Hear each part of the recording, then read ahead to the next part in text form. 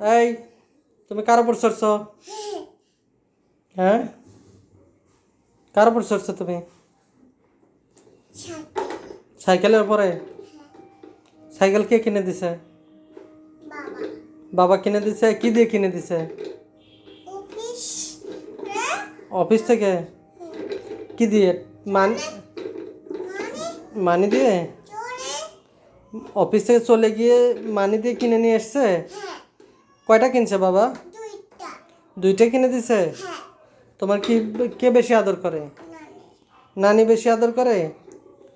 আর তারপর কে আদর করে? না না, তারপরে কে আদর করে? তারপরেও নানি? তারপরে কে আদর করে? তালহা ভাইয়া? তারপরে কে? তারপরে কে আদর করে? আন্টি আদর করে। ঠিক আছে।